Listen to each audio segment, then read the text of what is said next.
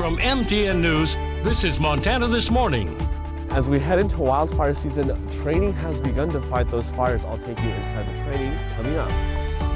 I'm Joe St. George in Massachusetts. Newer is always better, right? Well, a lot of farmers say not so fast. They're having trouble with the newer machines, and it's impacting how you get your food. We explore what they want Congress to do next. Well, happy Thursday, Southwest Montana. It is 6:30. What a lovely shot in the mighty city this morning. Yeah. Beautiful. Not a cloud in the sky, which explains the numbers you're about to show us, I assume. You hit the nail on the head. You act like you've listened to me talk a little bit before. Hang on every word, my friend. Every word. You and my children both. Right. Clear skies, calm wind, that allows the temperatures to drop down. That's the explanation. We don't have that insulating blanket of clouds overhead. Temperatures into the teens in Butte and Belgrade, a lot of teens across the area. Generally seeing these temperatures taking off through the mid to late morning. A lot of sunshine. The cloudless sky is kind of double-edged there. Devil's in the details when it comes to this. Temperatures are going to warm up today. Back up into the 50s, even some low 60s, light wind. Tomorrow's going to be warm, and then we're going to slide in that chance of wintry weather. That spring pattern emerges. We'll talk about the timing and how long to expect that to last coming up in a few minutes. Oh, the ups and downs of spring in Southwest Montana. 6:31. Speaking of, spring is in the air. We're all probably looking forward to nicer days, but as the weather gets warmer, the risk of fire will soon follow. MTN's Edgar Cedillo joined Central Valley Fire Department of Belgrade for their wildland fire training ahead of the season. As temperatures start to warm, the worry for fire season starts to grow. Now, training has begun. Yeah, so the season's definitely here. We're always training. We're always trying to learn. Central Valley hosted recruits from 3 agencies in Gallatin County for wildland fire training. Weeks here is we're starting to see those wildland calls come in. We have some areas that are more susceptible to wildland risk. The area is below average on precipitation. We should be sitting at 2.9 inches of precipitation, but we are currently sitting at 1.39. Yeah, so far this season it's definitely starting off to be pretty busy. The drought has remained persistent across the state. In December, most of southwestern Montana was under extreme or exceptional drought. In the 3 months since, those conditions have slightly improved, but the area still remains under severe or exceptional drought as of last week. Anything that we can do to kind of mitigate and minimize that risk to fire. Zalomi says if you have a burn permit, if you are going to burn, we want you to burn safely. His words of advice: be mindful of the conditions around you, whether if it gets really windy, there's always tomorrow if you need. For those closer to the foothills, taking care of the fuels and the different things around your house that can burn. Making it easier for them to locate will help firefighters respond in the event of a wildfire. You get us a clear address so that if you do need to get help, we can find you as quick as we can. As they head into the summer, they're preparing for a busy season, hoping that the wildfires stay at bay. We're always training to kind of prepare for that. We're also working with other agencies, throughout the valley as well as the state to, coordinate those resources ahead of time. In Gallatin County, Edgar Cedillo, MTN News. 6:34 now. The high price of food at the grocery store may have you wondering about what is going on at America's farms. Can farmers do anything differently to make food cheaper? When you talk to farmers, they say there's one thing the country could do. That is give them the ability to fix their own machines when they go down. Joe St. George now with a look at the right to repair debate in our country and how it just may play a role when it comes to bringing down the cost of food.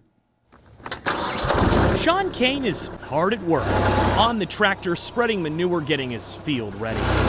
Get ready for the season's planting. Of course, to call Sean a farmer wouldn't be quite right. Sure, he owns dozens of acres near Providence, Rhode Island. He doesn't do this as a career. He grows food as a hobby. In fact, his day job focuses on computers and auto safety. I consider myself a part-time farmer. But Sean is experiencing something that is impacting the biggest farms and farmers in our country. Sean, I don't see any electronics on this thing. Nope. And you like it that way? I like it that way. You see, Sean doesn't want newer pieces of farm equipment because they're full of computer chips and software. Those machines, he says, have become too complicated and costly to repair. I know if someone goes down on it, I can fix it.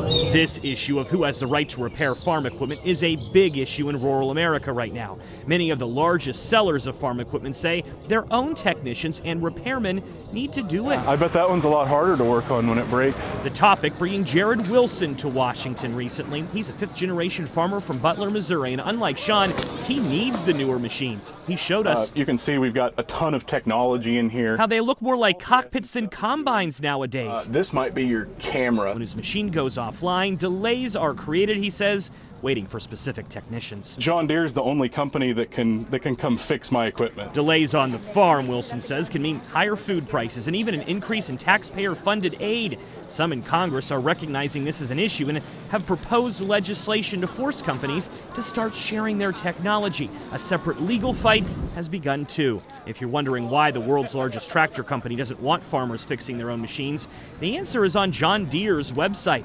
Doing so creates risks related to safe operation of the machine, they write. However, within the last few weeks, executives at John Deere announced a plan to start sharing more software information. Beginning in May, more access is expected next year. Back at Sean's farm, that's still not enough for him to go out and buy a new machine. You get into electronic stuff and you're getting into a different animal. In Seekonk, Massachusetts, I'm Joe St. George. Well, staying in the world of technology for a moment, you've probably used this form to unlock your phone or to open your bank account. But facial recognition technology also being used by law enforcement to help solve crimes. Critics say that technology doing more harm than good. Alexa Liaco looks into the fight to regulate police and their use of facial recognition. It's been 2 years and we're still talking about it. Melissa Williams remembers the night her husband Robert was arrested in front of her and their 2 daughters like it was yesterday. They had no reason to arrest me. Like, I still can't figure out why, other than they said I look like somebody. 2 Detroit police officers met Robert at his front door coming home from work.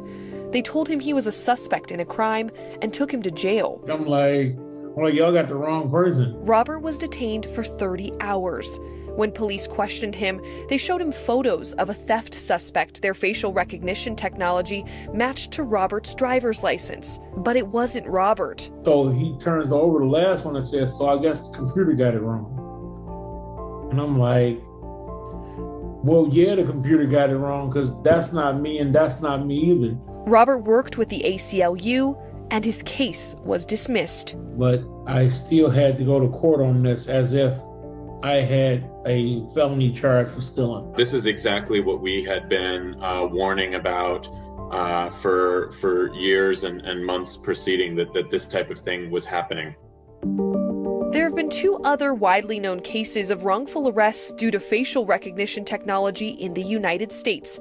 Lawyer Phil Mayer with the ACLU worries this is just the start. So when we let the technology take the first steps, let the technology lead us, we make mistakes. A 2018 study by MIT found some facial classification software misidentified people of color at higher rates than white individuals. I would like them to not use it because it's a flawed tool. With privacy and discrimination concerns, regulations are starting to become more common.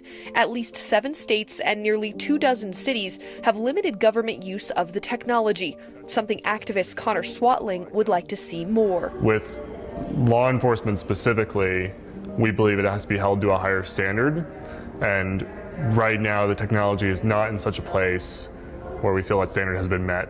Other activists say limiting facial recognition now is a safety risk. Last year, Virginia banned the use of facial recognition for law enforcement, but this year, that ban was overturned. There's been hundreds of thousands of investigations that have been aided by the use of this technology. It doesn't make sense to completely ban the technology, but it makes more sense to establish parameters for it. I believe this is truly a bipartisan issue. Whether you are more concerned about governmental overreach or racial injustice, this issue impacts you. For the Williams family, the impact took an emotional toll they're still working through. They just hope changes are made before another family endures their struggle. If it happened to me, it can happen to anybody. Maybe one day it will be useful, but at the current state, no, I'm not behind it. I'm Alexa Liaco.